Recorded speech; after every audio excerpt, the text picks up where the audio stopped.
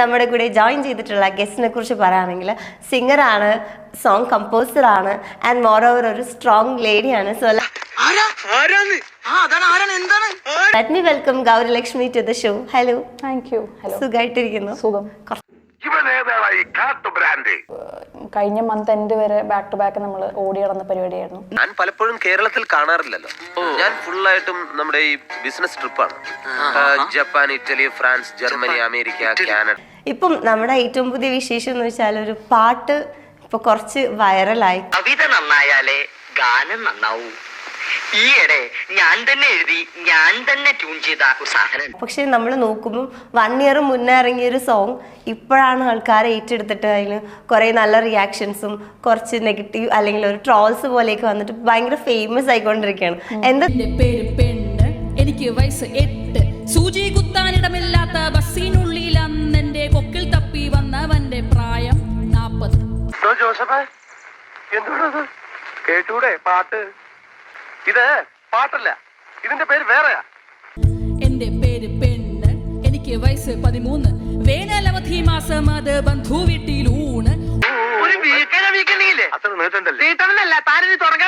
ഓർമ്മ വച്ച കാലം തൊട്ടു കണ്ടു വന്നൊരാൾ എന്റെ പിന്നിൽ അറിയാത്ത പോൽ തൊട്ടു, അതിന്റെ പേര് കാമം.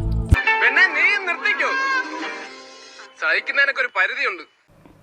എന്റെ പേര് പെണ്ണ്, എനിക്ക് വയസ്സ് 13, വേനലവധി മാസം അത് ബന്ധു വീട്ടിലൂണ്.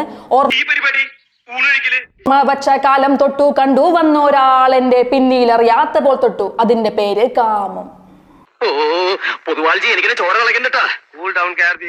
ലൈവായിട്ട് കേൾക്കുമ്പോൾ നമ്മളിങ്ങനെ പിടിച്ചിരുത്തുന്നുണ്ട്. Thank you. സീരിയസ് ആയിട്ട് പറഞ്ഞാണോ അല്ലെങ്കിൽ നമ്മള് പുതിയതാണ്? ഈ പറഞ്ഞ പോലെ എനിക്ക് ചിലർക്ക് ഇത് ഒരു പ്രാവശ്യത്തിൽ കൂടുതൽ ഒരു പ്രാവശ്യം കേൾക്കുമ്പോൾ തന്നെ മറ്റേ ഭയങ്കര കരച്ചിൽ വരുന്നു, രണ്ടാമത് കേൾക്കാൻ പറ്റാനുള്ള അല്ലെങ്കിൽ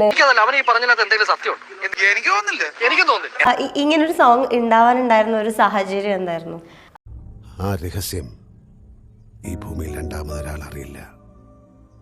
അതെന്നോടൊപ്പം മണ്ണിൽ അലിഞ്ഞില്ലാതാകും. ട്രോൾ എന്ന ആള് തന്നെ ഭയങ്കരമായിട്ട് ഈ പാട്ടിനെ പുച്ഛിച്ച് ഇത് ഭയങ്കര മോശമാണെന്നുള്ള രീതിയിൽ ട്രോൾ ചെയ്യുന്നവർ തന്നെ ഞാൻ കമന്റ് ഇടുമ്പോൾ അത് പിൻ ചെയ്ത് വെക്കുന്നുണ്ട്. അങ്ങനെ പേഴ്സണലായിട്ട് ഉള്ള സംഭവത്തിനേക്കാളും എല്ലാവർക്കും അങ്ങോട്ടും ഇങ്ങോട്ടും ബെനിഫിറ്റ് ആണ് വേണ്ടത്.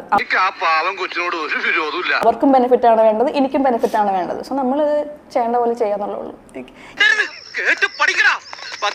ഭയങ്കര ക്രിയേറ്റിവിറ്റി ഇതുവരെ ഒന്നും കണ്ടില്ല. കൊള്ളാം.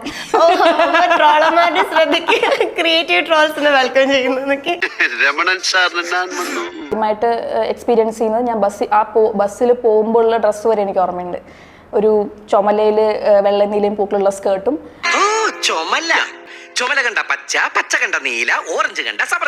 തൊട്ട് പുറകിരിക്കുന്ന ആളെന്ന് പറഞ്ഞാൽ എൻ്റെ അച്ഛനേക്കാളും പ്രായമുള്ള ആളാണ്.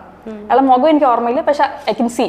അപ്പം ഈയുള്ള കൈ ഇങ്ങനെ ഈ ടോപ്പ് പൊക്കിയിട്ട് അകത്തോട്ട് കൈ ഇങ്ങനെ പോകുന്നത് എനിക്ക് ഫീൽ ചെയ്യുന്നുണ്ട്.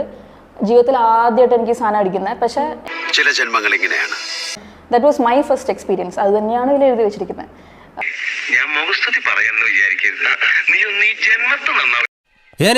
ഞാൻ പോകുന്നു. Bye bye.